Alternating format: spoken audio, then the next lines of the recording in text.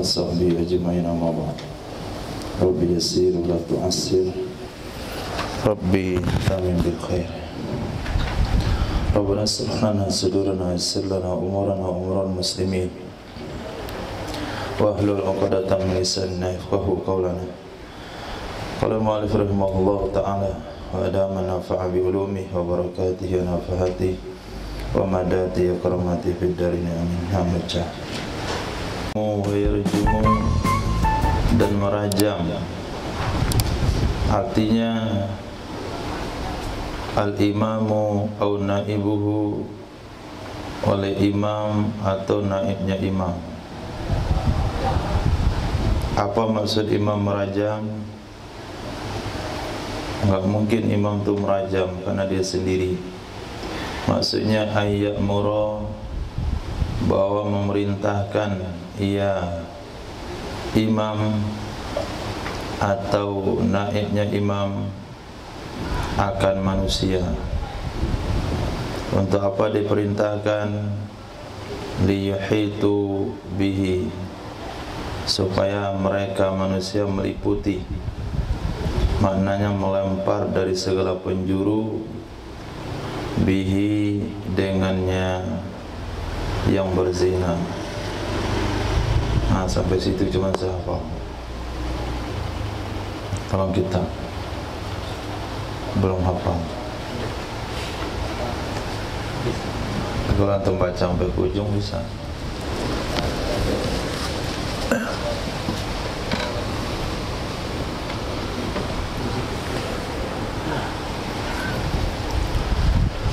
Kalau imam merajam sendiri 3 hari 3 malam nggak mati-mati orang dirajam. Bisa-bisa imamnya yang mati. Maka maksud merajam imam itu bi ayyamura, bahwa memerintahkan ia imam akan manusia supaya mereka meliputi, mengelilingi bihi dengannya marjum. Fayarmuhu, lalu mereka melempari akannya marjum minal jawanib, dari sisi-sisi, artinya dari segala penjuru, bihijaratin mu'tadilatin, dengan batu ukuran sedang. In kana muhsan, jika ada ia orang berzina itu sudah muhsan. Rajulan atau imra'atan, laki-laki kah ia atau perempuan. Rajulan khabar kana yang ditakdirkan, maka kalau kita terjemahkan rajulan kana atau imra'atan, laki-laki adalah yang berzina itu atau wanita. Hatta yamuta, sehingga dia mati. Hukum itu ijma'an, ijma' ulama. Tidak ada ini mazhab siapa ini? Tidak ada mazhab. Nah, itu sudah ijma'nya ulama. Dalilnya mana? Dalilnya karena sesungguhnya Nabi SAW merojama, pernah merajam ia Nabi akan Sayyidina Ma'iz. Itu sahabat Nabi yang dipilih Allah sebagai contoh penerapan hukum rajam. Begitu kita memandangnya ke sahabat. Jangan dipandang dengan pandangan negatif. Kalau hari ini ada umat berzina, wajarlah, sahabat aja pernah berzina. Itu pandangan negatif. Itu enggak boleh. Itu dosa. Nabi bersabda, Allah fi ashabi. Takutlah kalian kepada Allah, takutlah kepada Allah dalam hal merendahkan sahabatku. Maka pemahaman di sini memang betul Sayyidina Nabi merajam Sayyidina Ma'iz, betul Sayyidina Ma'iz itu pernah berzina, tapi makom sahabatnya tetap sahabat. Lalu kenapa, bagaimana kita cara memandangnya? Itu adalah korban. Nah, korban bahasanya, atau bahasa yang lebih bagus, itu adalah orang pilihan Allah yang Allah jadikan sampel contoh penerapan hukum rajam, supaya umat ini tahu bagaimana yang rajam. Kemudian satu lagi Ghamidiyah, seorang wanita yang nama sukunya dia berasal dari suku Ghamid. Nama sukunya Ghamid, maka disebut beliau Ghamidiyah, tidak disebut namanya. Wala yujladu ma'ar rajmi inda jamahiril ulama. Tidak dicambuk ia pelaku zina muhsan beserta dirajam menurut jumhur para ulama. Ini kaidah usul yang kita baca kemarin dalam fikih sebelumnya. Tidak ada tagliz pada yang sudah berat. Nah, kaidah fikihnya adalah al-mukabbiru la yukabbaru. Yang sudah berat jangan diberat-beratkan lagi. Dia sudah dihukum dirajam, dilempar dengan batu sampai mati. Kok dicambuk lagi dia satu sekali? Enggak perlu. Nah, hingga jumhur ulama berpendapat kalau dirajam ya dirajam, kalau dicambuk ya dicambuk. Penzina muhsan yang berzina itu cukup dirajam saja, enggak perlu dicambuk lagi. Nah,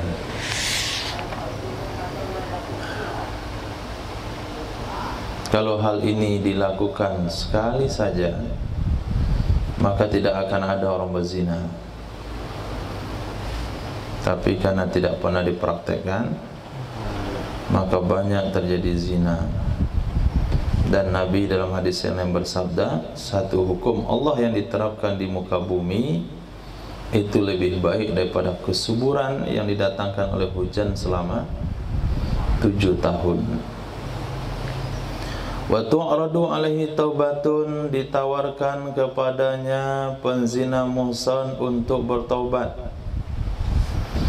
Ditawarkan kepadanya taubat litakuna khatimata amrihi, supaya ada ia taubat penutup urusannya penzina. Wa yu'maru bi salatin dakhala waqtuha, diperintahkan ia penzina muhsan dengan mengerjakan solat yang sudah masuk waktunya. Misalnya dia dirajam dari jam 8, dilempari terus, jam zuhur masih hidup, maka dia akan disuruh solat zuhur dulu, kemudian setelah solat disambung lagi rajamnya. Ternyata enggak mati juga sampai asar, maka disuruh solat asar, dirajam sampai maghrib. Maghrib belum mati juga, suruh salat maghrib, dirajam sampai isya. Ternyata nyawanya panjang sekali, sampai subuh enggak mati, maka salat subuh besok disuruh lagi. Jadi setiap waktu salat dia wajib disuruh salat. Wa yujabu lisyurbin, kemudian diperkenankan ia untuk minum. La aklin, tidak untuk makan. Kalau kata dia haus minta air, boleh kasih air. Haus minta TS, batin TS. Tapi lapar mau makan, enggak boleh kasih makan. Jadi kalau haus boleh dikasih minum, tapi kalau lapar enggak boleh kasih makan. Dan dikabulkan juga permintaannya untuk salat 2 rakaat. Dan dipenuhi juga permintaannya untuk salat 2 rakaat. Ternyata pukulan lemparan-lemparan terakhir dia merasa ini detik-detik ajalnya, maka dia minta salat dulu 2 rakaat untuk rajamnya dilanjutkan kembali. Ini disebut dengan salat muwaddi'. Ini biasa dilakukan oleh orang-orang yang dieksekusi hukum mati. Termasuk orang bertobat yang bagus di Indonesia, yaitu pengedar narkoba kelas dunia yang sudah dipenjara di Nusa Kambangan. Kemudian dia memperbaiki diri, akhirnya tobat dan mati husnul khotimah. Nah, dan dia minta solat 2 rakaat sebelum dihukum tembak. Wa yaqtaddu bi qatli bisayf. Wa yaqtaddu bi qatli bisayf ay fala yurjamu ba'da iz la faida fihi. lakin fatal wajibu wa rajamu bil hijarah wa yaqtaddu bi qatlihi bi sayf.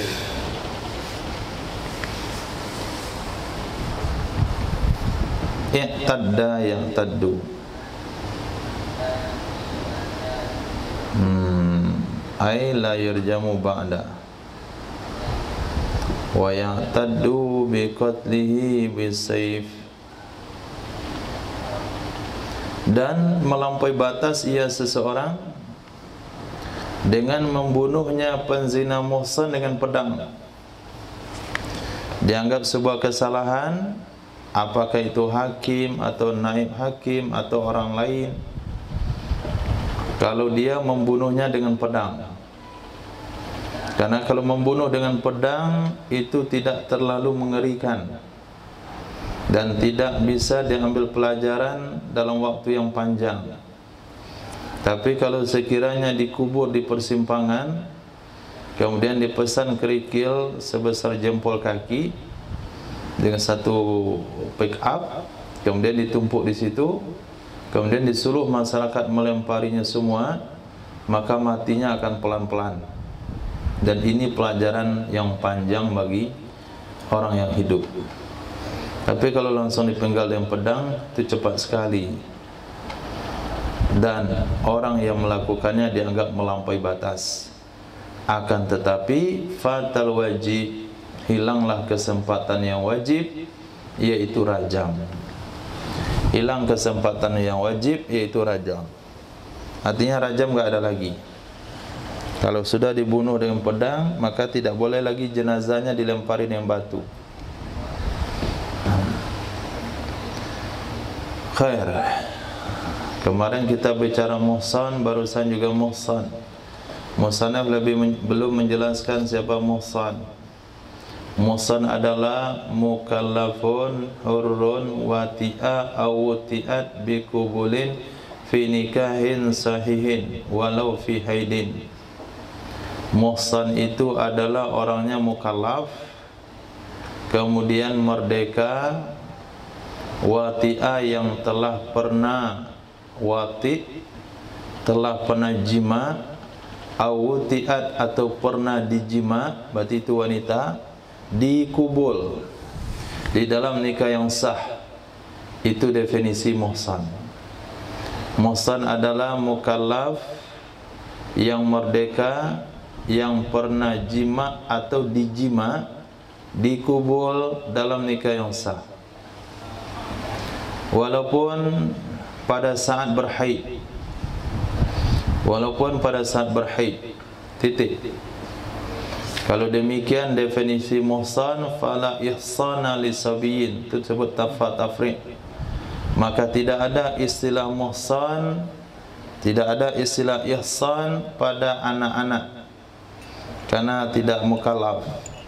Tidak ada istilah ihsan pada orang gila, karena tidak mukallaf. Tidak ada istilah ihsan pada kinin, budak, karena tidak merdeka. Wati'a fi nikahin, yang pernah jima di dalam nikah. Nah, tidak ada istilah ihsan pada budak yang pernah jima di dalam nikah, karena dia tidak merdeka. Tidak juga ada ihsan liman wati'a liman wati'a fi milkil yamin. Tidak ada istilah ihsan bagi orang yang jima pada milik yamin, pada milki yamin. Dia seorang laki-laki punya budak wanita, lalu dia pernah berhubungan badan dengan budak wanitanya. Setelah itu dia berzina, apakah dia dirajam? Tidak dirajam. Kenapa tidak dirajam? Karena dia belum muhsan. Kenapa dia tidak muhsan? Karena jimaknya bukan dalam nikah, tapi jimaknya di dalam milki yamin. Nah, orang yang pernah jima pada milki yamin, pada budak yang dimilikinya. Atau nikahin fasid. Nah, atau nikah yang rusak. Dia nikah ikut mazhab Maliki kemarin, enggak pakai saksi.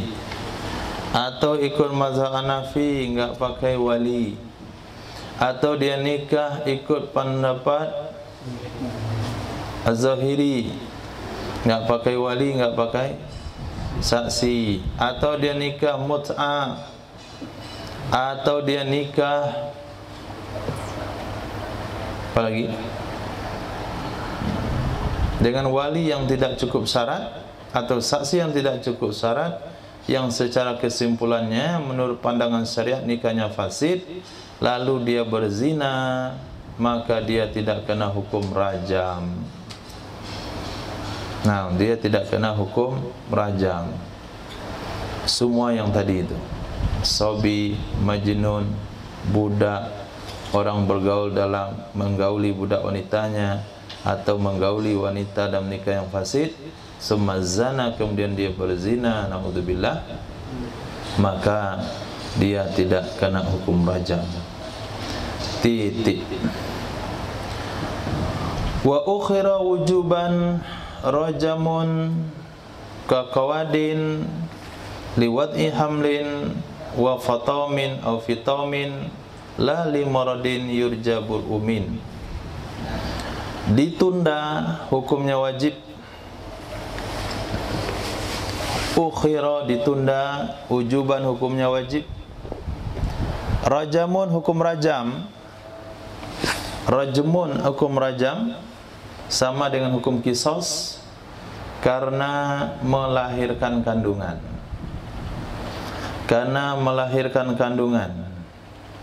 Dan karena atau untuk menyapi, fitam, menyapi. Itulah yang dicontohkan oleh Allah lewat sahabiah Sayyidatina Ghamidiyah. Dia datang kepada Nabi SAW dalam keadaan hamil. Ya Rasulullah, saya telah berzina, saya mau dibersihkan. Maka Nabi bersabda, pulanglah sampai lahir anakmu. Dan Nabi berpesan kepada walinya untuk memperlakukan wanita ini secara baik, karena dia sudah bertaubat.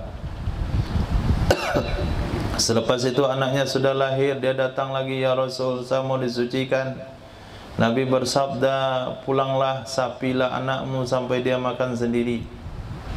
2 tahun setelahnya dia datang lagi, ya Rasulullah, ini anak saya sudah makan sendiri. Dia sudah pandai makan roti gandum di tangannya sendiri. Sucikanlah saya. Akhirnya Nabi perintahkan untuk dirajam. Setelah meninggal Nabi salatkan. Lalu Sayyidina Umar bin Khattab menarik baju Sayyidina Rasul. Ya Rasulullah, atusalli ala zaniyah. Wahai Nabi, apakah engkau menyalatkan wanita penzina? Nabi bersabda, wahai Umar, lau kusimat taubatu ala ahlil madinati lawasiatha. Kalau taubatnya dibagi-bagikan ke penduduk Madinah, maka taubat itu cukup untuk seluruh penduduk Madinah. Nah, itu sampel. Allah pilih satu sahabiah bagaimana penerapan hukum rajam kepada wanita yang sedang hamil, sehingga bisalah diputuskan hukum ditunda dulu rajamnya sampai kandungnya melahirkan, dan sampai 2 tahun dia menyapi anaknya. Lalu maradin, tidak ditunda hukum rajam, tidak ditunda hukum qisas karena sakit yang ada harapan sembuh darinya sakit. Limaradin yurja bar'uhu, karena sakit yang ada harapan sembuh darinya sakit. Kenapa tidak perlu ditunda? Karena memang ujung akhir dari hukuman itu kan mati. Rajam akhirnya mati, qisas akhirnya mati. Kalau dia sakit ditunggu sembuh lalu dimatikan lagi, untuk apa ditunggu sembuh? Yang ujung-ujungnya juga mati. Maka kalau sakit yang ada harapan sembuh, langsung saja dirajam. Nah, langsung saja dikisas. Kemudian li Horin wa baradin mufritain. Itu atofnya kemana?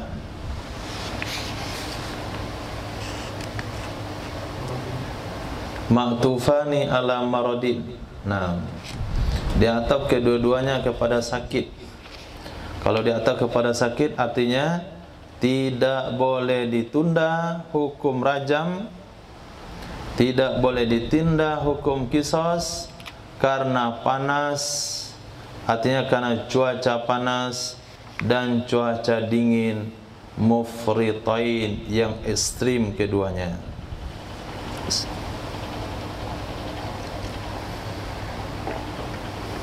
Naam ya, betul. Kalau untuk rajam memang nggak perlu ditunda. Kalau untuk qisas nggak perlu ditunda. Tetapi yu'akharul jildu lahuma. Yu'akharul jaldu lahuma. Akan ditunda hukum cambuk karena keduanya dingin dan panas yang ekstrim. Wali maradin yurja bar'uhumin, juga karena sakit yang ada harapan sembuh darinya sakit. Auli kaunihi hamilan, atau karena keadaannya hamil. Li'annal qasda al-wada'a ar-rada'a lal qatsla. Li'annal qasda ar-rada'u lal qatslu. Karena sesungguhnya tujuan apa? Cambuk. Nah, di sana ada alif lam. Alif lam itu disebut alif lam ahdid dhihni. Karena bicara kita cambuk, berarti tujuan cambuk. Berarti dalam hati dan hadir makna cambuk. Karena sesungguhnya tujuan cambukan itu radu'u. Radu'u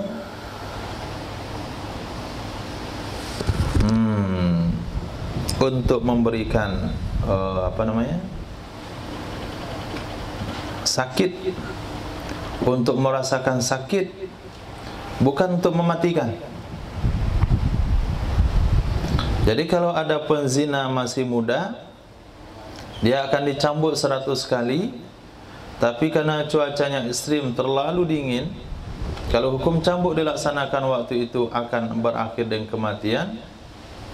Atau kalau dicambuk waktu itu karena suasana terlalu panas, maka akan menyebabkan mati. Atau karena kondisinya sakit, kalau dicambuk bisa mati, maka ditunda dulu. Tunggu cuaca stabil, tunggu orangnya sehat. Karena cambuk itu tujuannya hanya untuk menyakitkan fisik, bukan membunuh.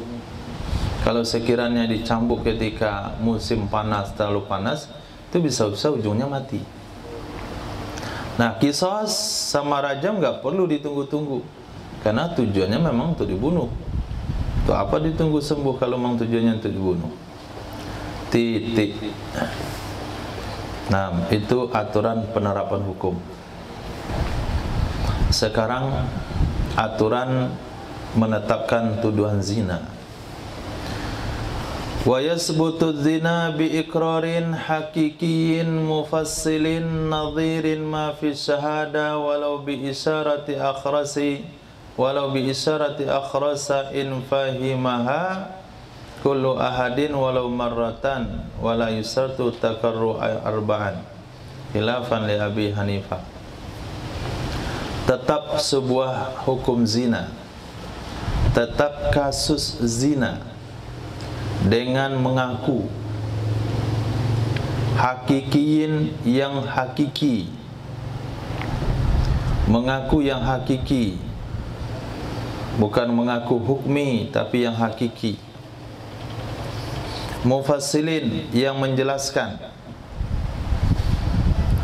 dia menjelaskan kronologisnya. Kemudian naziru ma fi syahada. Mufassilin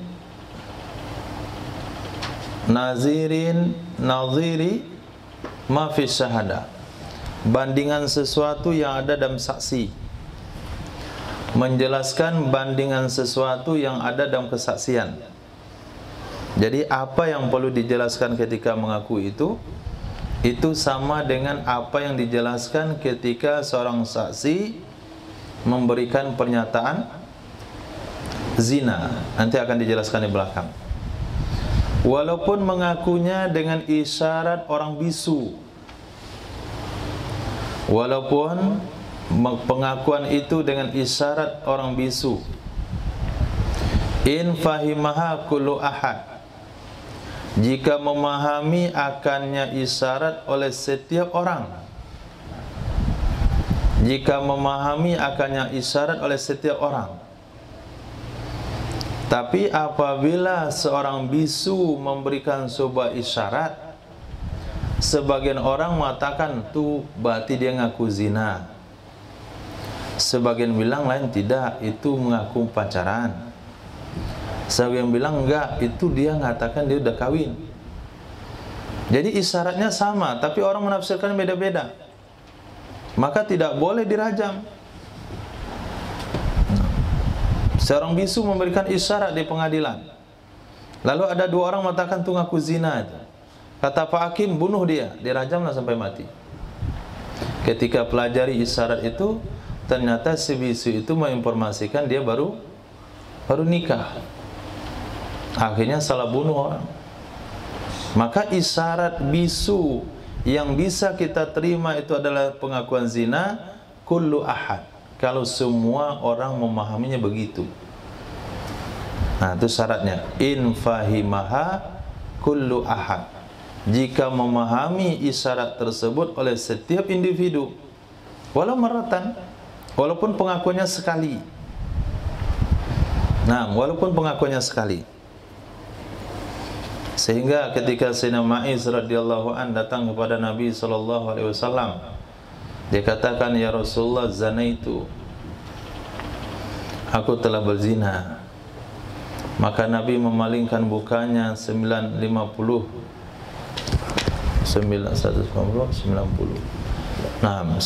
derajat.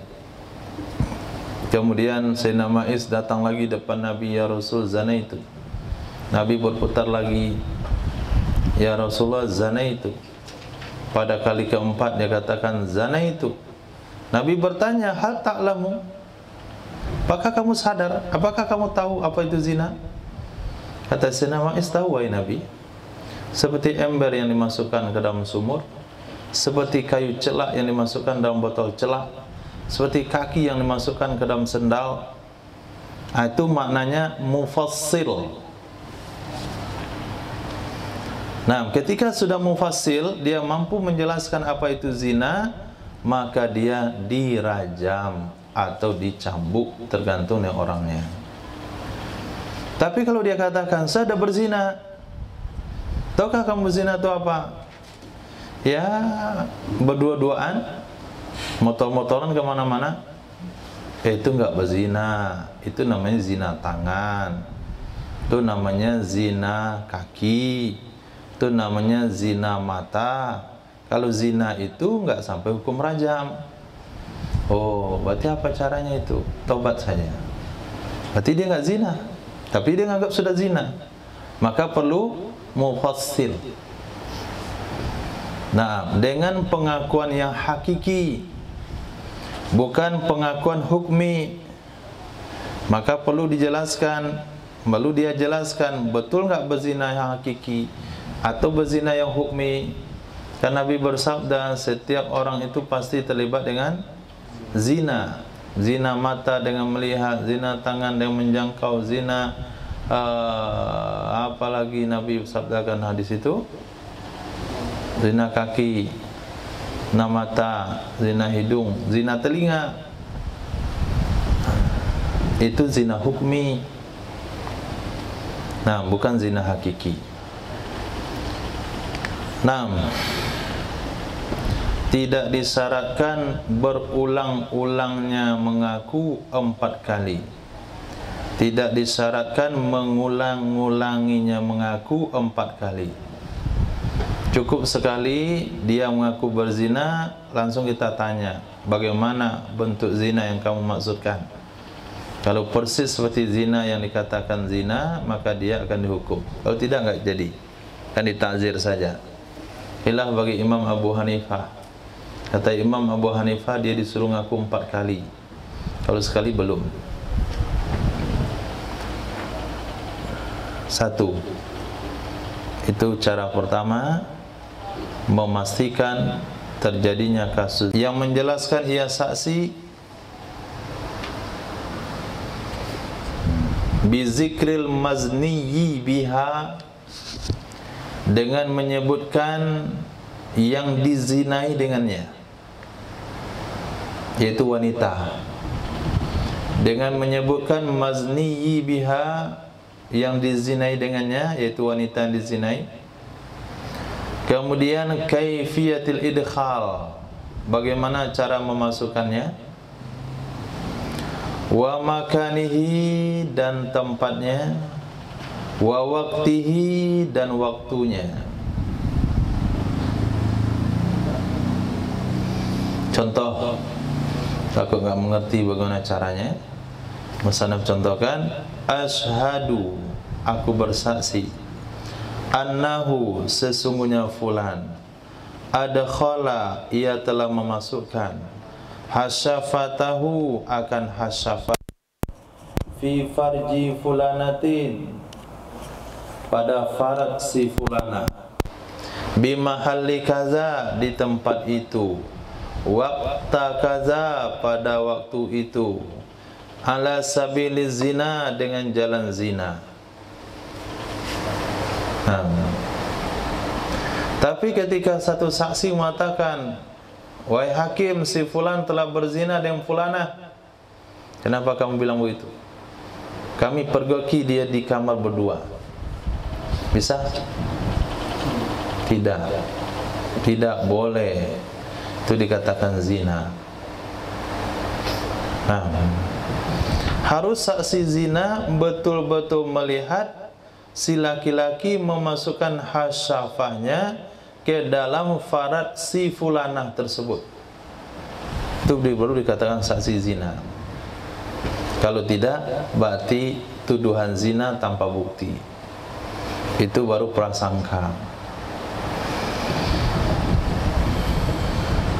Walau aqarra bizina titik, walau aqarra bizina summa raja'a an dzalik qabla syuru'i fil haddi aw ba'dahu binahwi kadhibtu aw ma zanaitu wa in qala ba'da kadhibtu fi ruju'i aw kuntu fa akhadtu fa dhanantu zina wa in shahida halahu bi kadhibi fi ma stahsahuna bi khilafi ma aqarrat bih, bi khilafi ma aqrartu bih, li'annahu mujarradu takdzibil lil bayyina asyahidati bih, saqatal haddu. Itu baru ada jawabannya. Jikalau telah mengaku ia seseorang dengan zina, summa raja'a, kemudian rujuk ia seseorang, anzalika, dari demikian pengakuan. Rujuk itu artinya dia tarik lagi pengakuannya. Rujuk ia seseorang dari demikian pengakuan. Kapan rujuknya? Qabla zaraf, juga perlu muta'alaq ke raja'a. Kapan rujuknya? Qabla syuru'i fil haddi, sebelum masuk dalam hukum had, sebelum masuk dalam penerapan hukum had. Au ba'dahu, atau setelahnya penerapan hukum had. Sudah dilempar dia di batu dengan 10 lemparan, baru dia rujuk. Dia rujuk setelah dicambuk 12 kali misalnya. Binahwi, dengan seumpama kata-kata kadzibtu, aku bohong. Aku bohong, pengakuan tadi itu enggak benar. Atau dia katakan mazana itu, aku enggak berzina.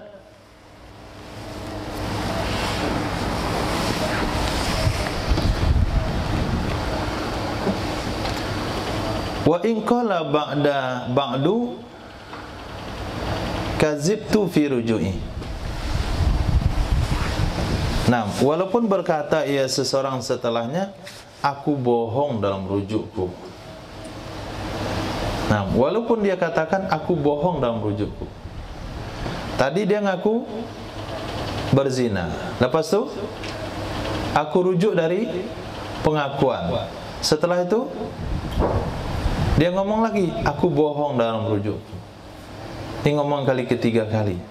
Walaupun dia ngomongnya begitu, nggak usah dihiraukan, nggak usah dihiraukan. Au kuntu fakhaztu fazanantuhu zina, atau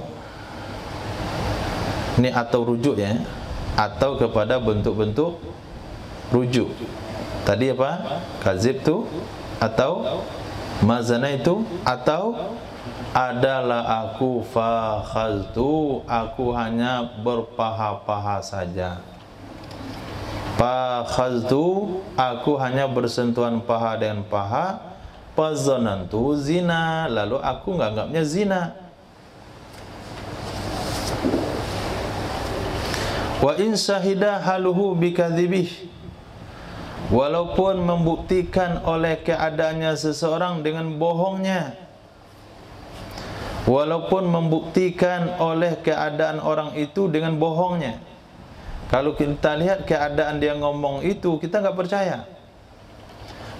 Kalau kita lihat kondisi dia ngomong itu, kondisinya itu mendustakan apa yang dia ucapkan. Nah, sesuai dengan pendapat yang menjelaskan akannya oleh Syekhuna,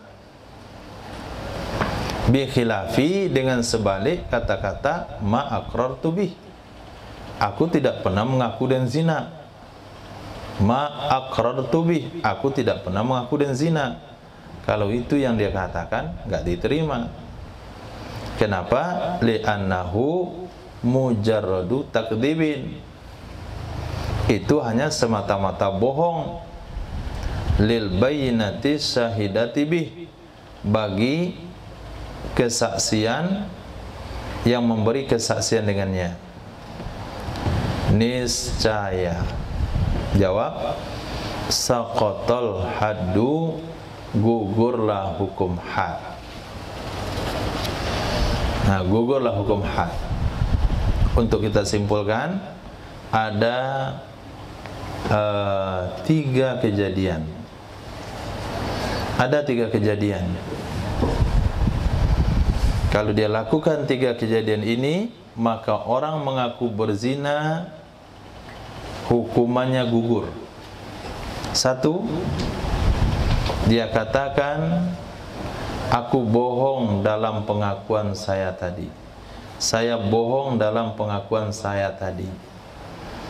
Ketika pernyataan ini diberikan, baik sebelum dieksekusi atau sedang eksekusi berjalan, maka dihentikan hukuman.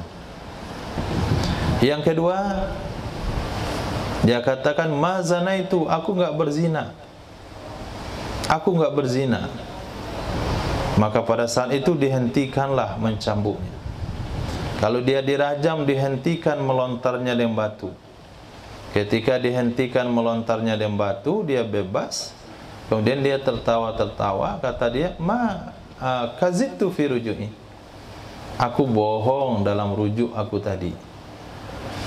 Orang berpikir, mana lah yang benar ini? Tadi dia ngaku zina, sudah dilempar dengan batu, aku tidak berzina. Setelah bilang aku tidak berzina, dibebasin dia, aku bohong dalam rujukku tadi. Berarti dia bohong pula ketika dikatakan tidak berzina, padahal sudah dibebaskan. Apakah ditangkap lagi dia? Tidak, dibiarin aja dah. Karena anak lidahnya bolak-balik. Nah, biarin aja sudah. Kejadian ketiga, ketika dieksekusi atau sebelum dieksekusi, kata dia, aku sebetulnya cuman bersentuhan paha dengan paha, tapi aku menganggapnya itu zina. Nah, pada saat itu dia dibebasin juga. Walaupun dia mengaku tidak tahu sebetulnya apa itu zina, keadaannya itu tidak mendukung, dia nggak tahu.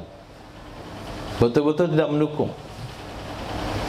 Nah, apalagi di alam hari ini. Siapa yang tidak tahu dengan praktek zina? Pasti orang mengerti apa itu zina. Nggak mungkin dicium yang bilang berzina. Nggak mungkin dia berjabat tangan dibilang berzina. Nah, tapi walaupun kondisinya demikian, ini orang bukan orang kampungan, ini bukan orang tertinggal, ini orang tinggal di kota besar. Nah, orang ini tinggal di kota besar. Dia tahu apa itu zina, tapi dia katakan tadi, saya cuman sentuh paha dan paha. Saya kira itu zina. Nah, sok lugu dia.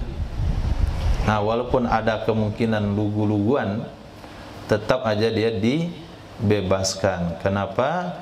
Ada hadis yang berbunyi idra'ul hudud bisubhat. Perkataan Sayyidina Umar bin Khattab radhiyallahu an,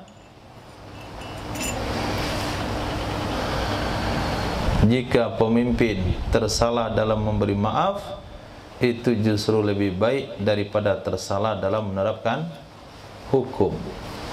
Salah membebaskan orang lebih baik daripada salah menghukumi orang.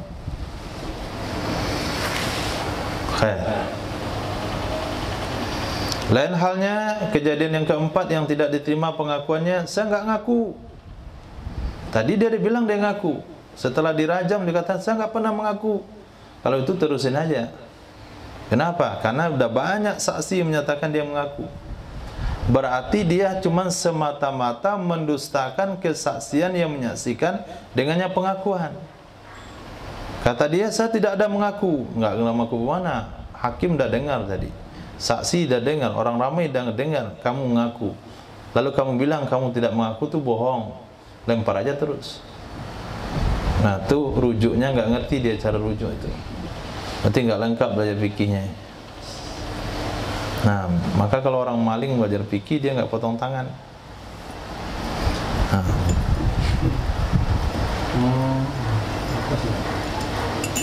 Ini maling yang alim itu nggak kena potong tangan dia. Kenapa? Karena dia kerja sama bertiga. Satu masuk rumah, ambil barang dari lemari, taruh ke ruang tamu.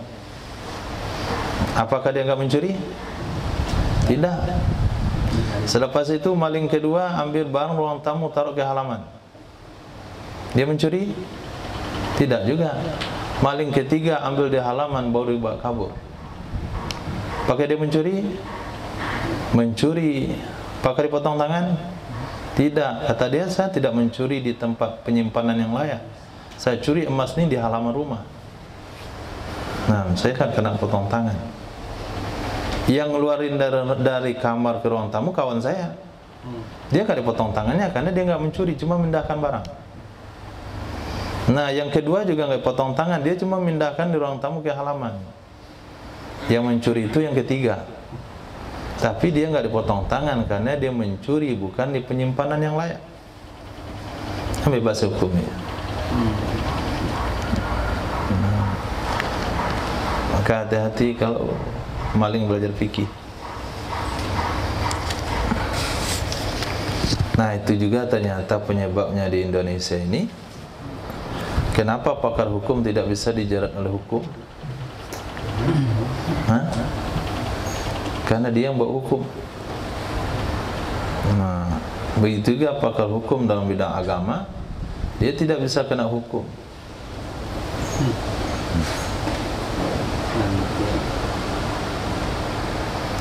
Sehingga dikatakan seorang alim lebih ditakuti setan daripada 1000 ahli ibadah.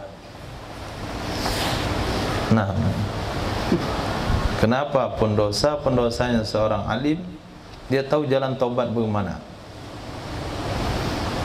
Ditipu oleh setan, taubat kamu sudah terima. Katanya belum. Masa taubat begitu bisa diterima? Nah,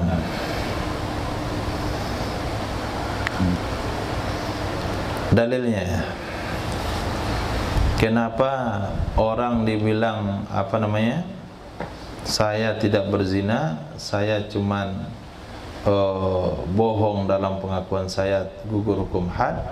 karena sesungguhnya Nabi sallallahu alaihi wasallam arada, Nabi menyindir bagi Sayyidina Ma'iz dengan rujuk. Nabi menyindir bagi Sayyidina Ma'iz untuk rujuk. Di mana bentuk menyindirnya Nabi? Nabi berpaling 4 kali tidak menerima pengakuan beliau. Pada kali keempat Nabi bertanya, tahu enggak kamu apa itu zina? Itu adalah sindiran-sindiran supaya Sayyidina Ma'iz menarik pengakuannya, tobat dengan Allah saja. Tapi karena memang beliau ditakdirkan oleh Allah sebagai sampel penerapan hukum rajam, akhirnya beliau enggak mengerti dengan isyarat itu. Falaula annahu la yufidu lima aradalahu bih. Maka jikalaulah bukan sesungguhnya Sayyidina Ma'iz itu tidak bisa memberi faedah bagi sesuatu yang menyindir ia Nabi, baginya Sayyidina Ma'iz dengannya sesuatu. Falaula, maka karena tidak. Kenapa Sayyidina Ma'iz juga dirajam? Kenapa tetap dirajam?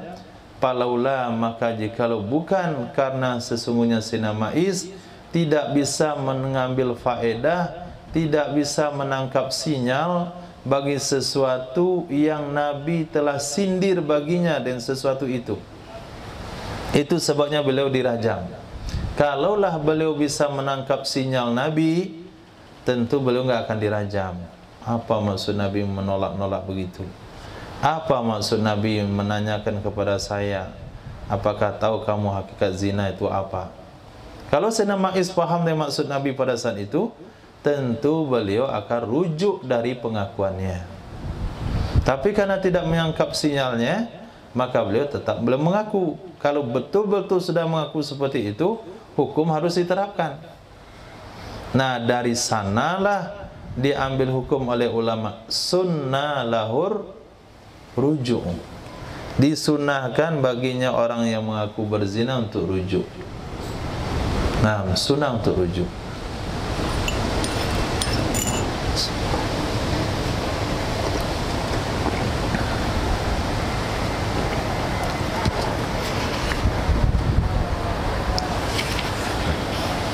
Wakaz zina, sama dengan zina dalam hal qabulir ruju'ian, diterima rujuk darinya pengakuan. Kazina sama dengan zina dalam hal qabulir ruju'ian, diterima rujuk darinya pengakuan dengan zina. Apa yang sama? Mubtada muakhar, kullu haddin lillah. Setiap had milik Allah. Setiap had hak Allah. Kasurbin seperti minum khamar. Wasarikatin, mencuri. Mencuri yang hak Allah adalah nisbati lil qat'i, nisbah untuk potong tangan. Tapi kalau nisbah ganti harta, nggak bisa rujuk. Jadi semua hak Allah itu dianjurkan rujuk setelah mengaku. Semua hak Allah diterima rujuk orang yang sudah mengaku dengannya. Dia datang ke pengadilan, Pak Hakim, saya sudah teler, sudah minum minuman khamar dan saya sudah mabuk. Betul kamu minum khamar. Apa yang kamu minum? Bensin sesampur solar dikit, kasih pertama, kasih oli, kasih garam dikit, tambah madu setetes. Nah, dicek oleh ahli kimia, ini mabukkan atau enggak. Ternyata kata ahli kimia ini punya potensi untuk memabukkan. Oke, berarti dia akan dicambuk 40 kali. Dibawalah dia ke hadapan Al-Gojo, dicambuk sekali, kepejam matanya. Betul. Cambuk 2 kali, berdiri bulu romanya.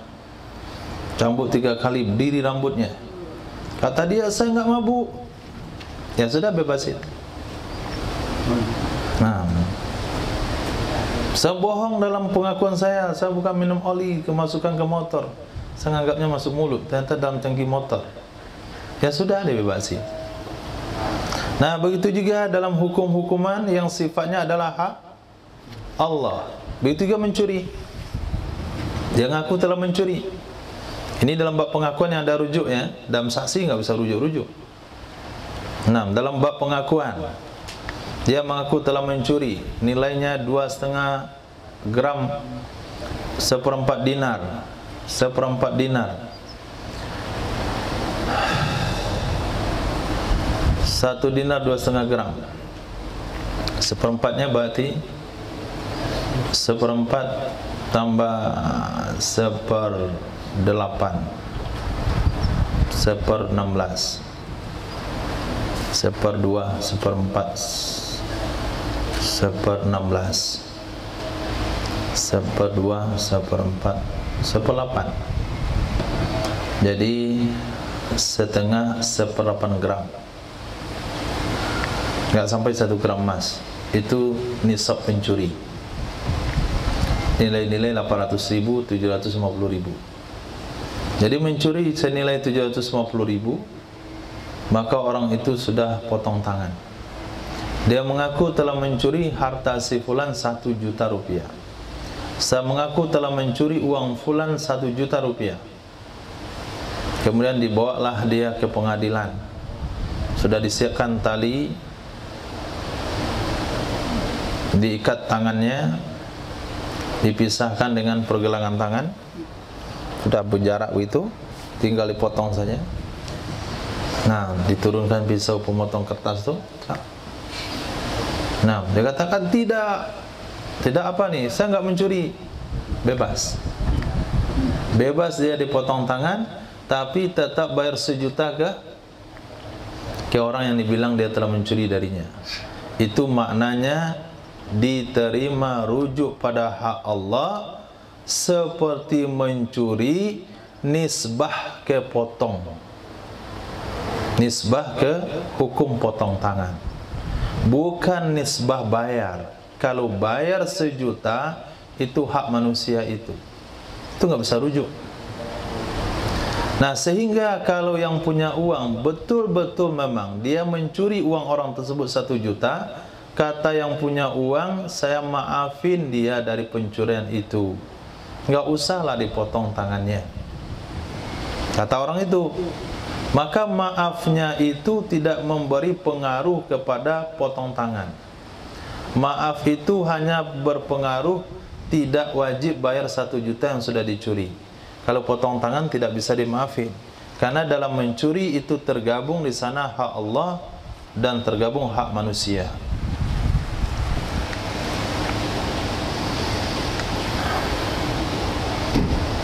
Wa afhama kalamuhum, memberikan pemahaman oleh kalam mereka fuqaha, annahu sesungguhnya idza sabata bil bayyinah, apabila tetap ia kasus zina,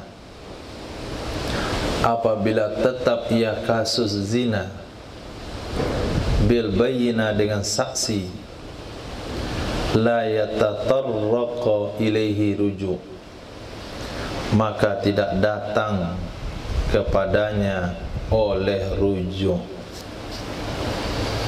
Memberi paham oleh kalam musannaf, sesungguhnya kalam musannaf yang dimaksudkan adalah di belakang, lau aqarra summa raja'a, itu kalam yang dimaksudkan. Lau aqarra summa raja'a, kalau seseorang mengaku kemudian rujuk. Nah, kalam itu secara tidak langsung memberikan pemahaman kepada kita, sesungguhnya zina apabila tetap dengan saksi, apabila zina tetap dengan saksi, maka tidak datang kepadanya masalah rujuk, tidak datang kepadanya rujuk. Wa huwa kadzalik, dianya memang seperti itu, dianya memang seperti itu. Nggak ada bahasa rujuk di situ. Karena rujuk itu menarik pengakuan. Sementara dia tidak mengaku. Dia berzina ditetapkan oleh saksi. Jadi nggak ada bahasa rujuk. Namun yatatarraku ilaihi sukutu bighairi, datang kepadanya zina yang ditetapkan dengan saksi oleh gugur hukum dengan selainnya rujuk. Lakinnahu akan tetapinya zina yang ditetapkan dengan saksi yatatarraku ilaih, datang kepadanya kasus tersebut as-sukutu oleh gugur hukum dengan selainnya rujuk. Jadi yang mau dibahas di sini, kalau seseorang mengaku berzina, gugur hukum had dengan sebab rujuk. Kalau orang dituduh berzina dengan saksi, maka tidak gugur hukumnya dengan rujuk. Tapi ada juga cara, tetap ada cara yang menggugurkan dia di hukum zina. Tapi bukan dengan cara rujuk, dengan cara yang lain. Apa contohnya? Dakwah zaujiyah, menuduh itu istrinya. Nah, menuduhkan itu istrinya. 4 saksi laki-laki yang adil telah menetapkan si A telah berzina dengan si B. Nah, si A dengan si B. Kalau si B kan laki-laki, ini perempuan, si B. Di si A telah berzina dengan si B.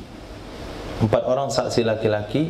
Asyhadu, aku bersaksi, kami bersaksi, kami berempat telah melihat si A telah memasukkan hasyafahnya ke dalam farad si B, nah, dengan jalan zina.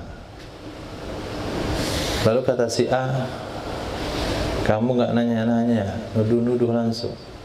Itu si B itu istri saya. Nah, ini cara bagaimana si A bebas daripada hukuman zina, yaitu dakwah zaujiyatin. Dia mengaku si B itu istrinya. Tanya si B, kamu apa hubungan dengan si A? Itu suami saya. Jadi mereka yang berempat tuh harus dihukum. Kenapa ngintip-ngintip orang? Nah, kami suami istri bang berzina. Mana surat nikahmu? Kami nikah sirri. Mana wali tahkimmu? Dihadirkan. Nah, seorang yang ngurus nikah. Mana saksi nikahmu? Dihadirkan. Selesai. Walaupun di sebaliknya itu mungkin ada rekayasa atau apa, nggak tahu menahu. Yang penting hakim bisa membebaskan dia dari hukum zina kalau dia mengaku itu istrinya. Nah, atau dia mengaku milki ama, dia memiliki budak wanita.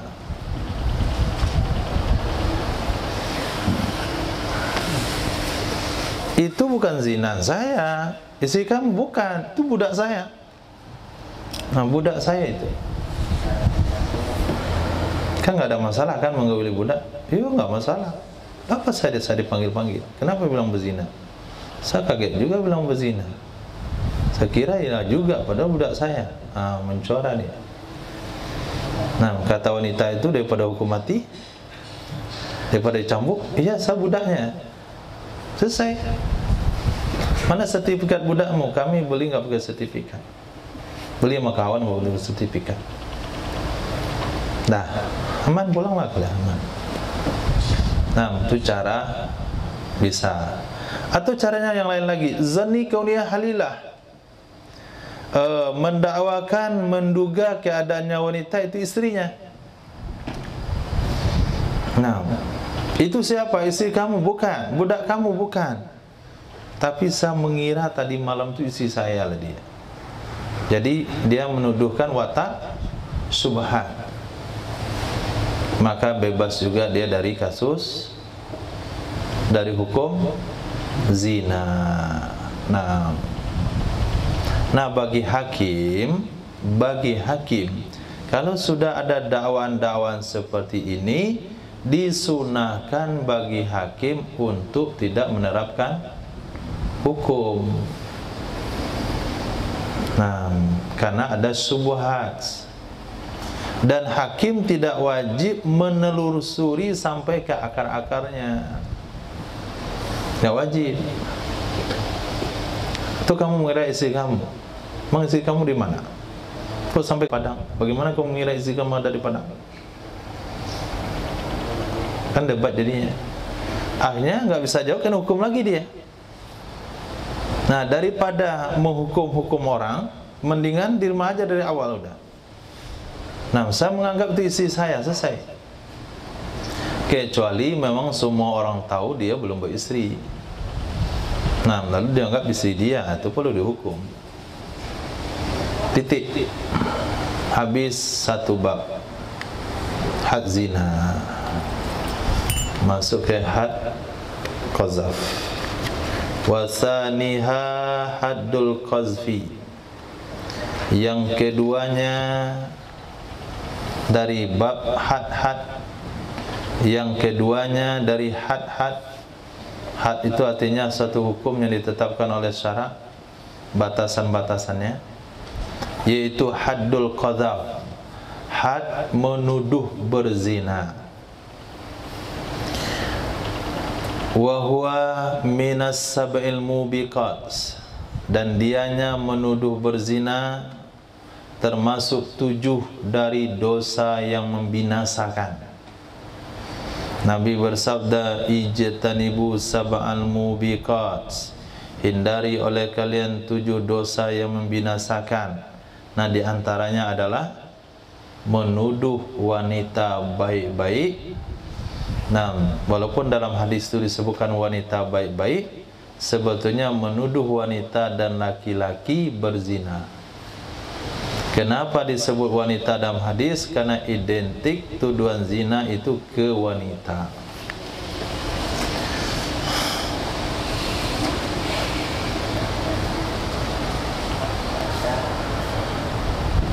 Itu fi'il madhi, itu fi'il masdar.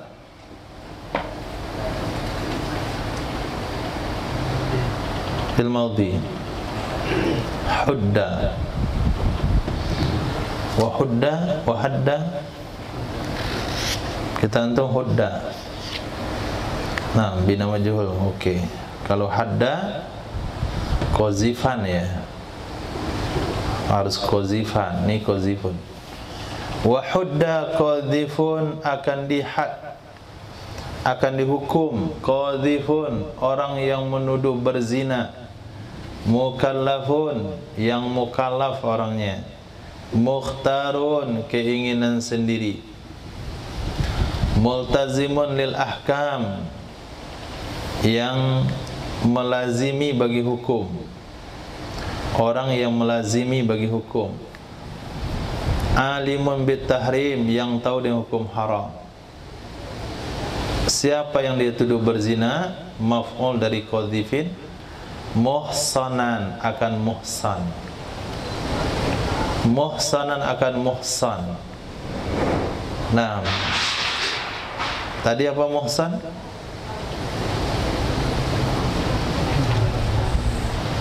Hah?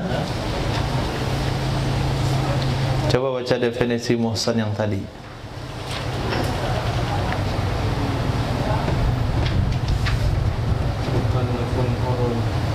Mukallafun hurun, wati'a aw wati'at. Nah, itu definisi muhsan dalam bab zina. Lihat di sini, wa huwa huna, dan dianya muhsan di sini dalam bab qazaf itu beda lagi definisinya. Apa dia? Mukallafun hurrun muslimun afifun min zina.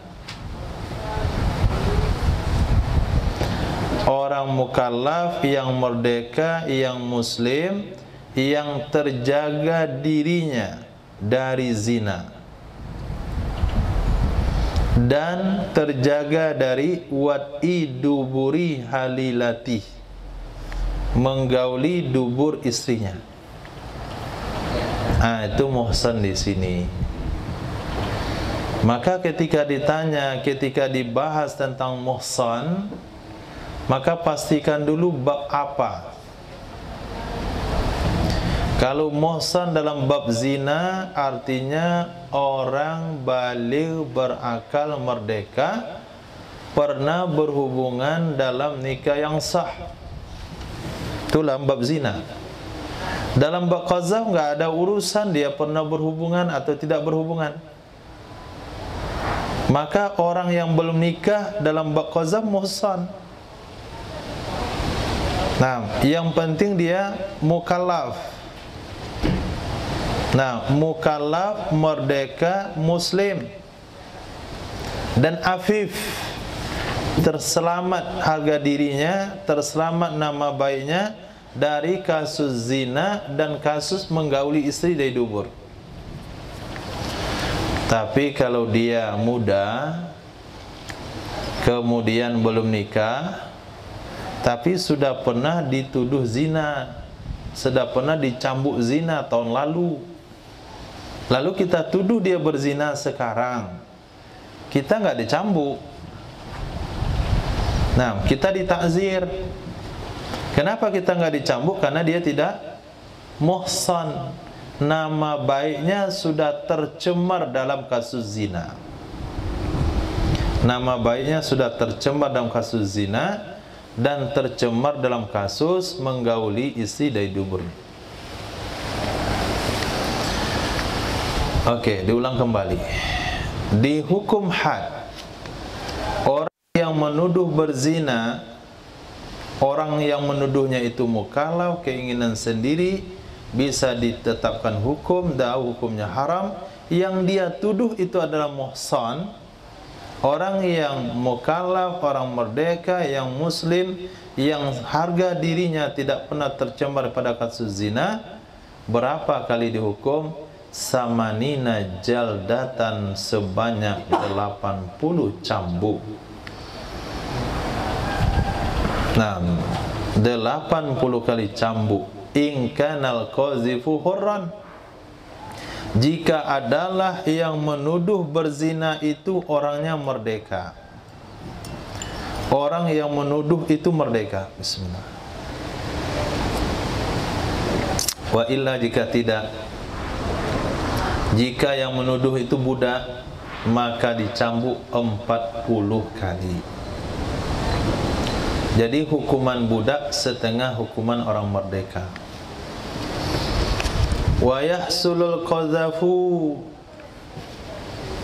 dan hasillah tuduhan zina dengan ucapan zanaita, kamu telah zina. Ngomong begitu saja sama orang. Kita lihat orangnya dulu. Ini yang kita tuduh itu siapa? Yang dia tuduh itu siapa?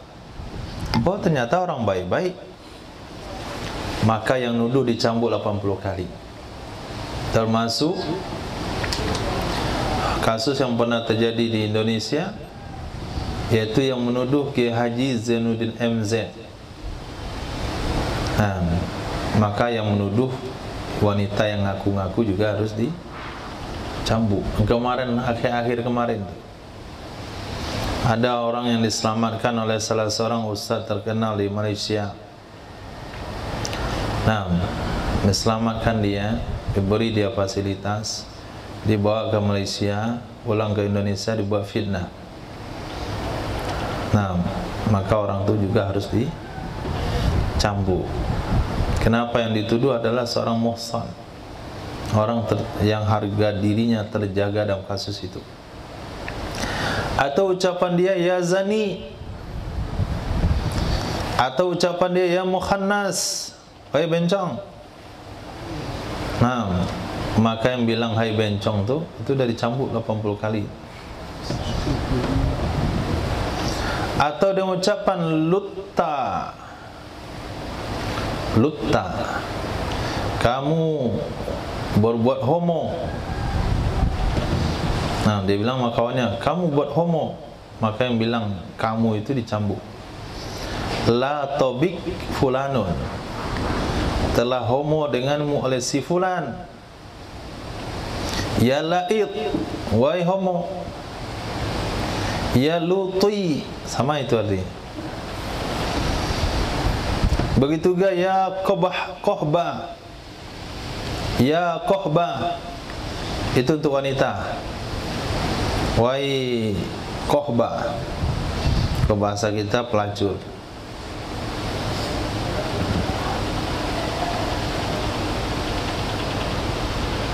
Nah, itu semuanya ucapan-ucapan tuduhan yang mengucapkannya dicambuk 80 kali. Nah, wa min sarihi qazfil mar'ah, termasuk tuduhan soreh. Soreh itu adalah suatu kata yang tidak bisa ditakwilkan ke kalimat yang ke makna yang lain. Itu sorih. Maka setiap akad itu ada sorih, ada kinayah. Kalau sorih tidak bisa lagi dipindah-pindahkan maknanya, kalau kinayah masih bisa. Allahumma inna nas'aluka khairaha wa khaira ma ursilat biha wa khaira ma fiha wa khairat ma ursilat bi. A'udzubika min syarriha wa syarri ma fiha wa syarri ma ursila bi. Hujan seperti ini, bukan hujan, angin kencang seperti ini, Nabi dah pergi ke masjid, dia beruduk dan solat karena takut dengan kiamat. Kalau kita lihat angin seperti ini, santai-santai sih, kecuali dah terbang atap rumah baru di videoin. Nggak takut juga di videoin. Maka Nabi ajarkan kalau ada angin bertiup kencang, bacalah doa, Allahumma inni as'aluka khairaha wa khaira ma fiha wa khaira ma ursilat bih wa a'udzu bika min syarriha wa syarri ma fiha wa syarri ma ursilat bih. Kalau angin kencang tidak berhenti-henti, maka disunahkan untuk mengumandangkan adzan untuk mengantisipasi angin kencang atau angin ribut. Nah, kalau orang tua dulu beda lagi disuruh. Nah, disuruh ikatkan sapu ke tiang tengah rumah. Enggak tahu apa tafaulnya itu. Mungkin sapu itu sapu mak lampir kali gunakan untuk terbang, supaya enggak terbang lagi, ikat sapunya. Nah, bisa saja begitu.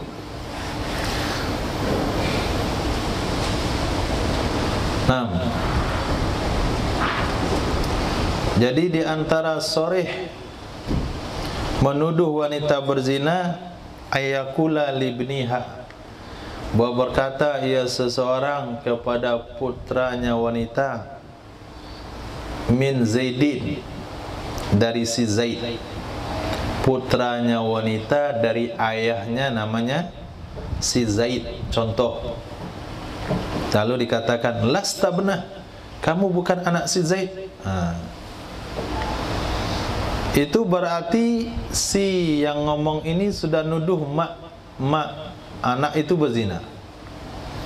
Maka ibunya boleh nuntut. Nah, kadang-kadang bahasa seperti ini berlaku di tengah masyarakat. Kenapa? Anaknya beda sama bapak mamanya. Anaknya beda sama bapaknya. Nah, bapaknya Masya Allah hitam legam, anaknya putih sekali. Lalu datanglah orang bercanda, kamu bukan anak bapak kamu, beda. Itu kan biasa bahasa itu kan. Sebetulnya itu orang ngomong tuh dari cambuk 80 kali itu. Berarti dia telah nuduh mak si anak ini berzina dengan laki-laki lain. Lastamin, kamu bukan anaknya. Atau lastaminhu, kamu bukan darinya. La kaulahu libni lasta ibni. Tidak. Nah, tidak kata-katanya si Zaid, kepada anaknya sendiri, lasta ibni, kamu bukan anakku.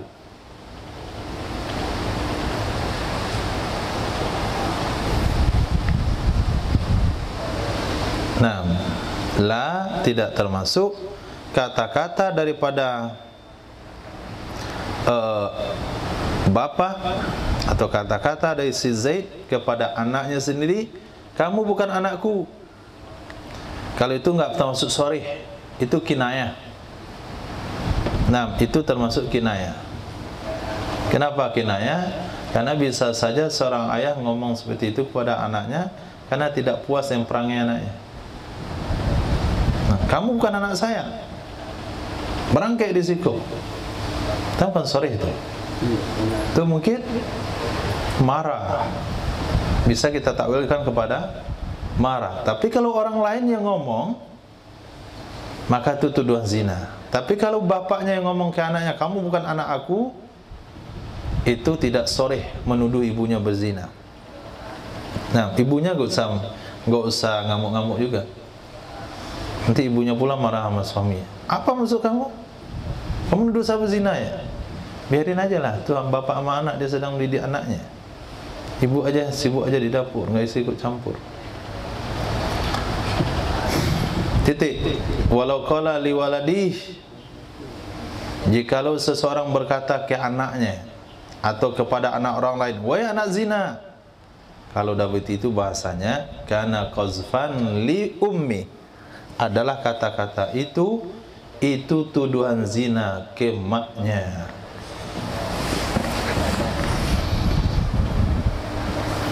Wala yuhaddu aslun li qazfi far'in, tidak dihukum had seorang asal, seorang ayah, seorang ibu, seorang kakek, seorang nenek karena nuduh zina ke keturunannya. Bal yu'azzaru, akan tetapi dita'zir. Sama dengan qadhifi ghairu mukallafin, orang yang menuduh zina kepada orang yang tidak mukallaf.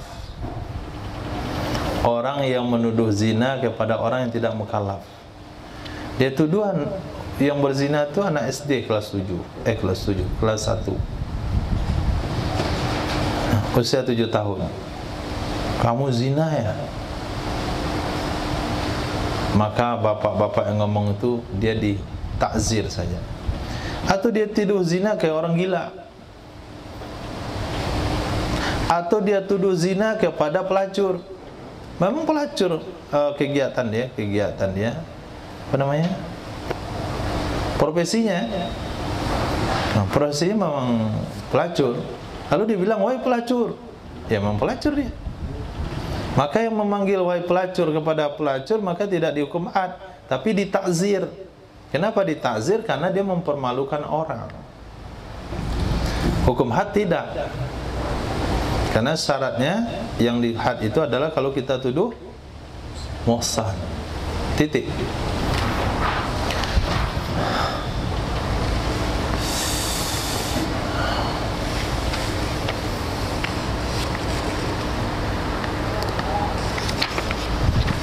Walau syahida bizina duna arba'atin minar rijal au nisa'id au abidin huddu walau taqadzafa lam yataqassa. Jikalau memberi kesaksian ia seseorang dengan kasus zina kurang dari 4 orang, minar rijal, dari laki-laki. Karena saksi zina itu 4 orang laki-laki. Sekarang dia berikan kesaksian zina terhadap seseorang dengan jumlah kurang dari 4 orang laki-laki, atau dari kalangan wanita, saksinya wanita, atau saksinya dari kalangan budak. Huddu, niscaya mereka dihukum semuanya. Semuanya yang memberikan kesaksian itu dihukum cambuk 80 kali. Karena syarat saksi zina itu adalah 4 orang laki-laki balik, berakal, merdeka dan adil. Kalau saksinya wanita enggak sah, kalau saksinya budak enggak sah, kalau saksinya kurang 4 enggak sah. Maka saksi-saksi yang tidak cukup syarat memberikan kesaksian zina kepada seseorang yang tertentu, maka semua saksi itu dicambuk 80 kali. Walau taqadzafa lam yataqassa. Jikalau saling menuduh kedua-duanya, niscaya tidak saling menggugurkan kedua-duanya. Jikalau saling menuduh kedua-duanya, niscaya tidak saling menggugurkan kedua-duanya. Si A menuduh si B berzina, si A akan dicambuk 80 kali. Si B nuduh pula si A berzina, si B dicambuk 80 kali. Si A dicambuk karena menuduh B, B dicambuk karena menuduh A. Oke, maka dia jadi apa? Bahasa kita apa? Bahasa kita apa itu? Nggak tahu. Saya berhutang sama antum 20.000, antum berhutang sama saya 20.000, akhirnya kita nggak saling membayar. Udah apa namanya itu? Sudah bodoh? Oke lah, sudah bodoh gitu. Ya kan? Pernah dengar istilah sudah bodoh? Seimbang maksudnya. Sehingga nggak perlu lagi saling menuntut. Apa? Bodoh.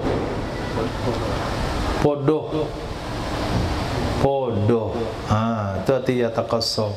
Maka tidak saling podoh kedua-duanya. Saya nggak tahu itu bahasa apa. Yang penting itu bahasa yang antum mengerti. Artinya si A dicambuk gara-gara nuduh si B dicambuk gara-gara si A. Apakah podoh kedua-duanya? Jawabannya tidak. Nah, tidak. Si A tetap aja dicambuk 80 kali. Si B tetap juga dicambuk 80 kali. Sama-sama dicambuk kedua-duanya. Titik. Walikazifin tahlifu maghzufihi annahu ma zana qattu. Nah, bagi orang yang menuduh boleh menyuruh bersumpah orang yang dituduhnya, sesungguhnya orang dituduh tidak pernah berzina sama sekali. Nah, sekarang si A nuduh si B berzina. Kata pengadilan, mana saksimu menuduh si B berzina? Kata si A, saya nggak ada saksi. Tapi saya tahu dia berzina. Saksi kamu mana? Nggak ada. Oke, kalau nggak ada saksi, kamu dicambuk 80 kali. Tunggu Pak Hakim. Saya minta si B itu bersumpah dulu kalau dia nggak pernah berzina. Nah, jadi si A bisa naik banding di pengadilan dengan meminta si B bersumpah. Coba kamu bersumpah, kamu memang tidak pernah berzina sama sekali. Kalau si B nggak mau bersumpah, berarti terbukti si A benar. Si A akan dicambuk berapa? 100 kali kalau belum kawin. Kalau udah kawin, dirajam sampai mati. Nah, karena hadisnya begitu. Al-bayyinatu 'alal mudda'i wal yaminu 'ala man ankara. Saksi disiapkan oleh orang menuduh. Kalau orang menuduh tak punya saksi, sumpah diajukan kepada orang yang dituduh. Jadi si A berhak menuntut haknya. Maksudnya si qazif, orang menuduh berhak menuntut haknya supaya makzuf bih, orang dituduhnya bisa bersumpah tidak berzina. Titik. Wasaqata bi'afin min maqdhuf, gugur ia had dengan maaf dari orang yang dituduh. Gugur ia had dengan maaf dari orang yang dituduh. Nah, kasus yang tadi kita katakan, lau taqadzafa lam yataqassa, itu bisa dengan saling maaf memaafkan. Kalau nggak mau dicambuk kedua-duanya, saling maaf memaafkan. Tapi kalau nggak saling maaf memaafkan, kedua-duanya kena.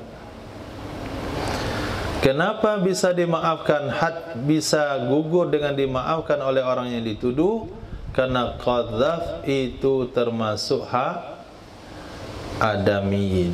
Itu haknya manusia, bukan hak Allah. Jadi hak manusia, manusia bisa memaafkan. Sedangkan zina hak Allah, bukan hak manusia. Kata wanita itu, Pak Hakim janganlah dicambuk dia, Pak Hakim, kasihan dia, saya ridho kok dizinai. Nggak bisa, mau kamu ridho nggak ridho, kamu juga dicambuk. Karena itu hak Allah, nggak ada ridho di situ. Nah, sedangkan mencuri ada dua hak bergabung, ada hak manusia, ada hak Allah. Jadi tidak semua hak bisa dimaafkan. Kalau hak Allah, Allah yang memaafkan. Kalau hak manusia, manusia yang memaafkan. Kalau hak Allah dan manusia, porsi Allah, Allah bisa maafkan. Porsi manusia, manusia bisa maafin. Maka kalau pencuri dia bertobat tapi tidak bayar apa yang dia curi, dosa curinya Allah maafkan, tapi dosa mengambil barang orang belum. Karena di sana tergabung dua hak. Nah, di sini qadzaf adalah hak manusia. Karena itu hak manusia bisa gugur dengan dimaafkan oleh orang yang dituduh atau oleh ahli warisnya yang haiz. Nah, ahli waris yang haiz, itu istilah fikih lagi itu. Haiz artinya bi'afiz sadirin min waris maghzub al-haiz. Haiz li jami' tarika, artinya ahli waris yang ngambil seluruh harta peninggalan. Ahli waris yang mengambil seluruh harta peninggalan. Nah, titik. Wala yastaqilul maghzufu bistifa'il haddi, tidak boleh bertindak sendiri oleh orang yang dituduh dengan mengeksekusi had. Tidak boleh bertindak sendiri oleh orang yang dituduh dengan mengeksekusi had. Titik. Nah, ke depan itu kasus nuduh zina juga, tapi berkaitan dengan hubungan suami istri, akan berujung dengan kasus li'an namanya. Jadi beda pembahasan.